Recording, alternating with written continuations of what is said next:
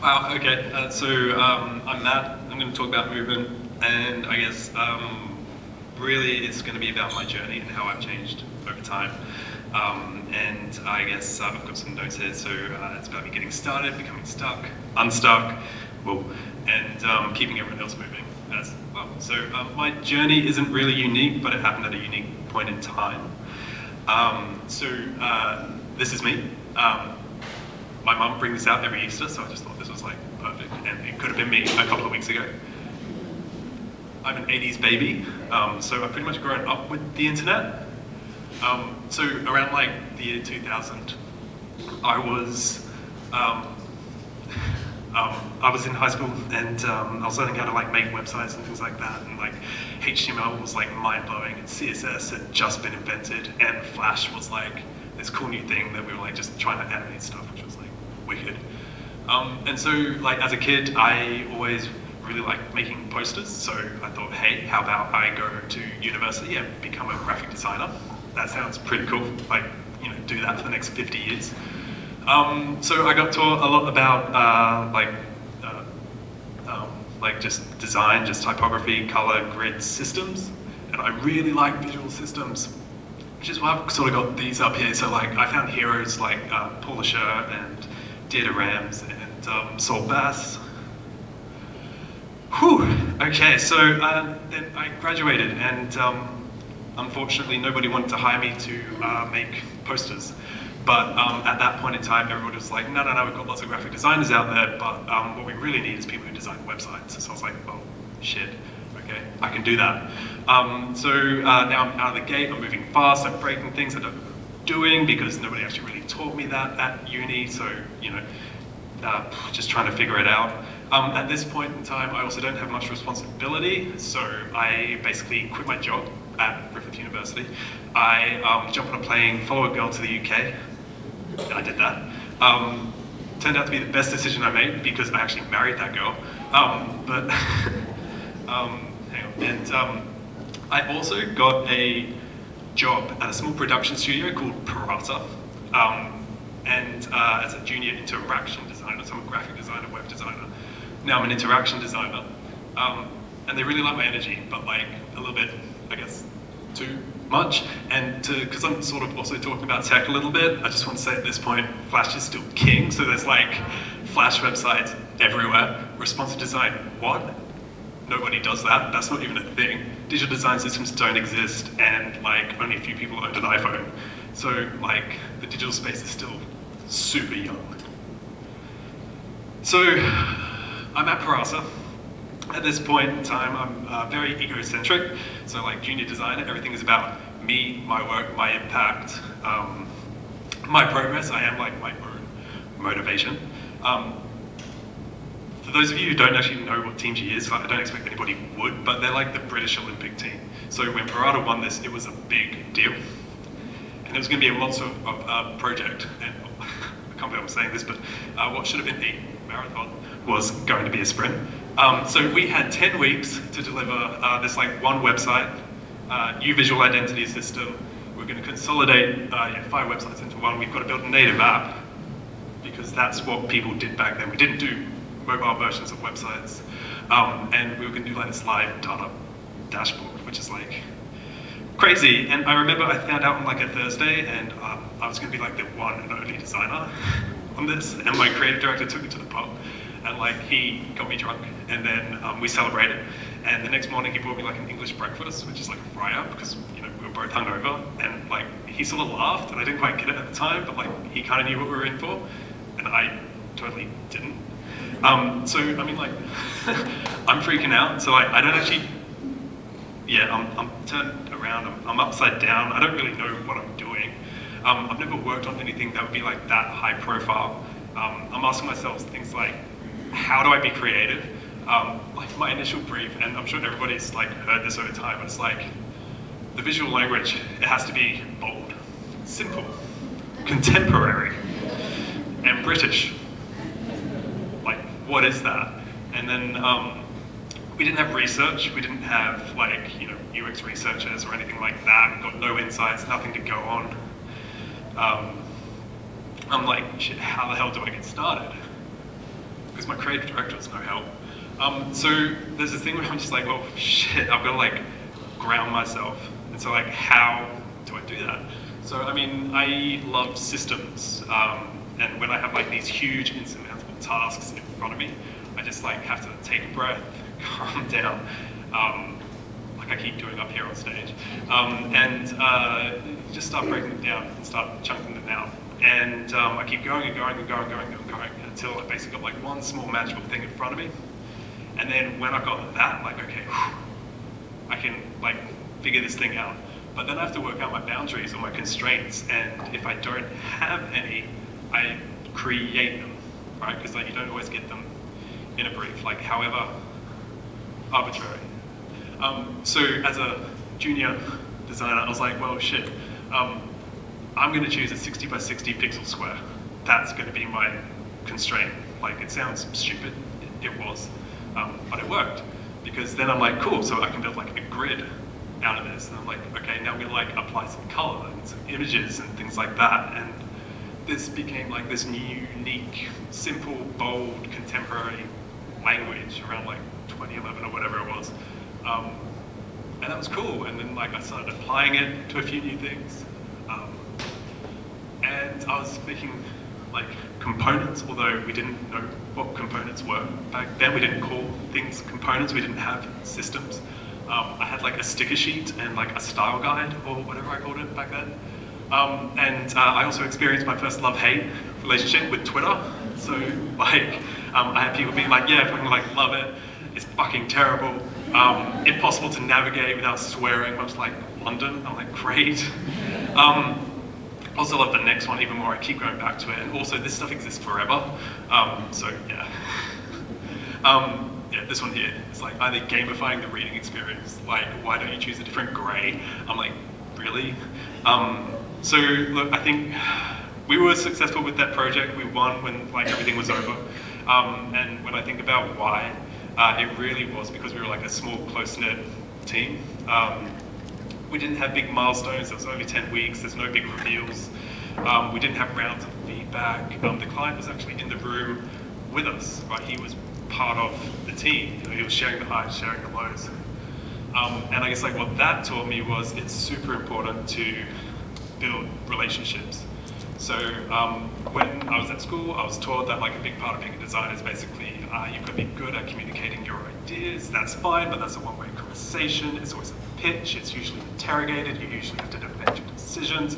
It's not always like a two-way conversation. So I guess, yeah, Parada taught me that it was good to build relationships because relationships invite trust. Trust means a two-way conversation. A two-way conversation means that you're talking together. You're not talking at each other, which is awesome. And then it's easier to move together. So fast forward a couple of years and it's time to move again. I'm back in Brisbane. I'm a little bit older, I'm not much wiser, and life is getting more serious and I'm starting to slow down. Okay, so Flash is dead. Flash doesn't exist anymore. So like this thing that I spent like ages learning is like gone. Responsive design is a given. That's become a thing. Everyone knows a smartphone. There's a newfangled thing called Sketch. Everything's moving on. I need to start learning new things and move with it. So I'm a senior experienced designer at work, and I'm working long hours at an agency here in Brisbane. It's just gone through a merger. It's chaotic. The culture is crap. But we win this job for Lendlease. And you know, against all odds, we beat out like some agencies down in like Melbourne, Sydney, and that's like unheard of sometimes, or was when I came back. And yeah, I'm like having to figure out how are we going to consolidate 20 websites into one big platform. It's going to be crazy. I've got to come up with a new visual system based on a brand that's actually about to change. And how the hell are we going to support that? It's scoped to have a creative director, an art director, multiple strategists, multiple designers, and once again, it's just me and my boss. And this is what we were going to basically take and consolidate into like this one beautiful big platform. It's like chaos. And I guess like I kind of chose this project because it's kind of interesting because like this is all chaos and like everything at work is chaos, and like the gig is really to basically like try and distill everything down and reduce the amount of information and reduce the cluster and make everything tranquil and easy to understand for people who need to buy a home. And so I am stressed, like, holy crap. But we get to it, right? And so we figure out that like we're going to ground ourselves by using these 3 core systems. That's how we sort of phrased it back, developing themes and like how we're going to match colors to photography and how we're going to make it consistent. And oh my God, if this one thing has to service 20 platforms, Jesus. Mobile first. The first time we'd done mobile first, and that was kind of cool. So yeah, I guess like journeys, like people's behavior was starting to change at that time. People weren't starting their searches for things in their home office, they were actually starting to use their phones. And so we're like, oh my God, I've got to change how I think, which is nuts. And I mean, like, this is actually also one of the few projects that I never saw through to the end. The whole environment process left me feeling stuck, burnt out. I thought I needed to keep moving, but like the only way was probably going to be like a complete sea change, so I left. And what that taught me, as dramatic as it was that in order to become unstuck, sometimes you have to switch up your environment. You have to talk to different people, invite in new perspectives, and literally sometimes just go sit in a park and take your shoes off because it helps, really. So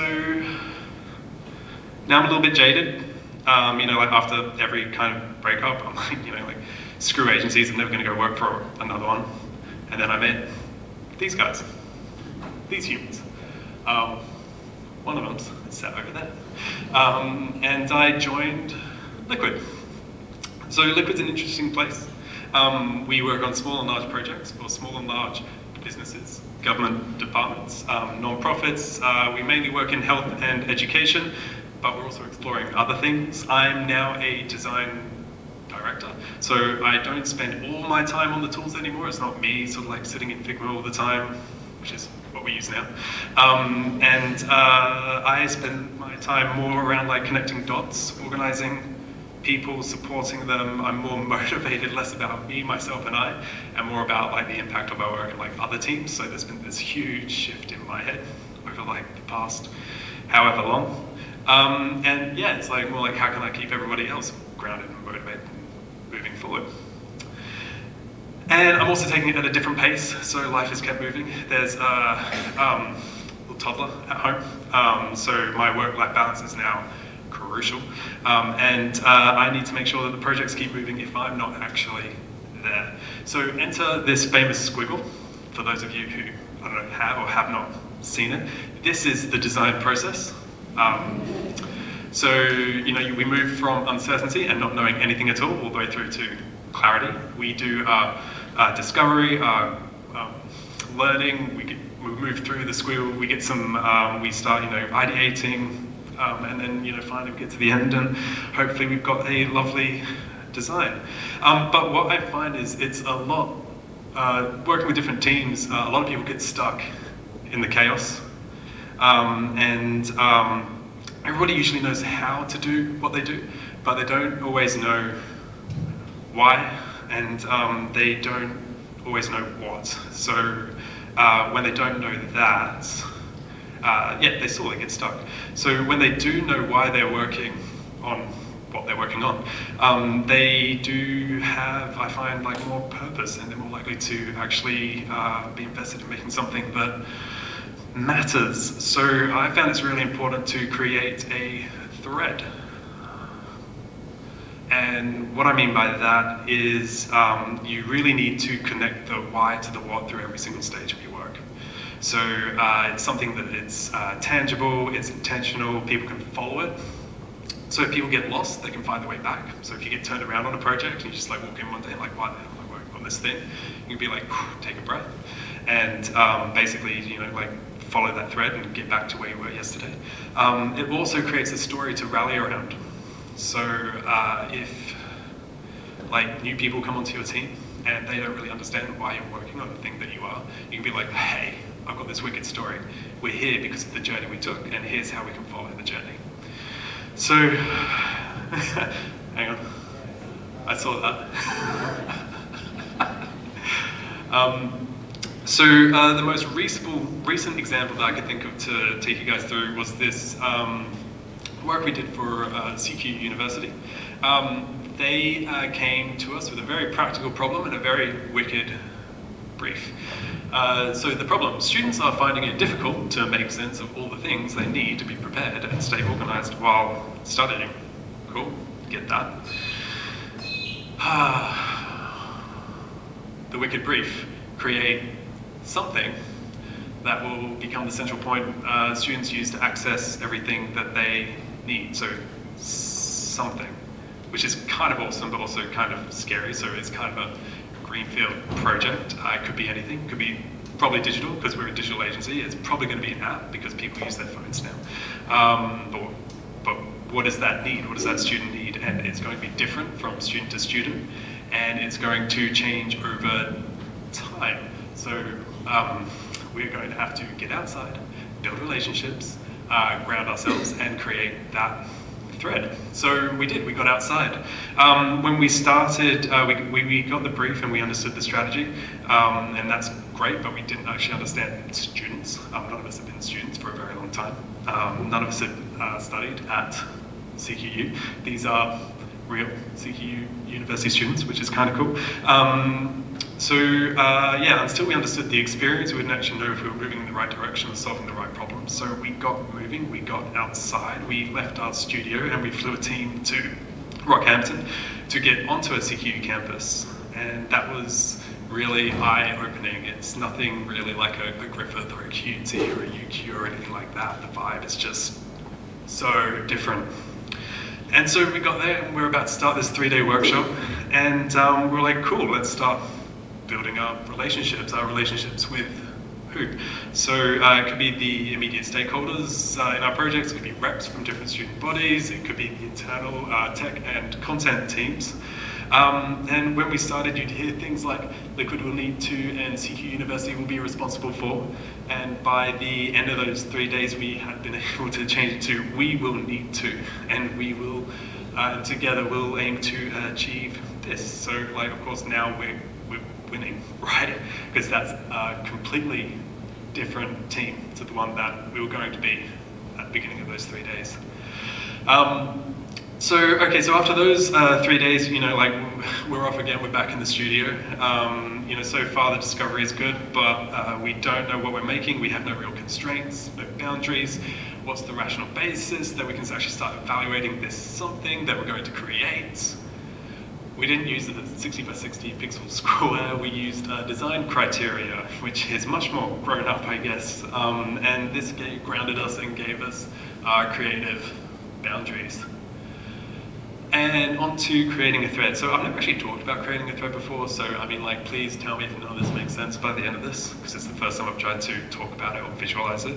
But basically, we're going through the motions at this point, and I'm like, okay, the first thing we've got to do is figure out how we align the internal project team with the people who came up with the strategy, because nobody really knows what the strategy, how the strategy relates to the experience. And I'm like, cool, let's sort that out first, and that becomes the first part of our thread.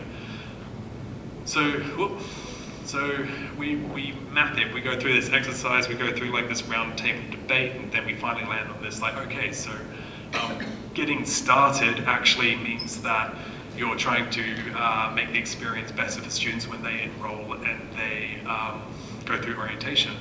Okay, that's much more simple. Okay, well, enrollment and orientation, what the hell does that look like? Okay, cool, so here's a bunch of steps, and here's heaps of pain points, a few considerations that we need to make, and like 20, 30, I should have counted that, different systems and processes that they need to go through. And we're like, oh, okay, let's just focus on the red for a bit. So we focus on the red, and we're like, oh my god, how the hell are we gonna like figure out that we're going to sort of like come up with a solution that's going to solve this pain point for this person and make their experience or their lives better. And we start making bold statements. We go, okay, if we do X to address Y, then Z will happen. And we sort of get to these ideas that we might create some things. And this becomes, again, more of a thread. And I'm showing you these things, not because I think that you should do them, but these are the tangible things that we created in order, like if we actually had to step someone through how we actually got to this point, we would be able to go, hey, you know, look at this. This is the journey that we went on to. Because this is it. Like this is the thing that we designed. It's a to-do list, right? And so like if anyone came up to me like one day and they're like, why did you create a to-do list? You kind of like, okay, let's see if I can tell you how. So we created a personalized to-do list because it makes the steps students need to take when they're enrolling transparent and easy to follow, and creating a better enrollment experience is a key initiative as part of the university's getting started strategy. Wicked, nailed it. Now I'm just getting back to my work.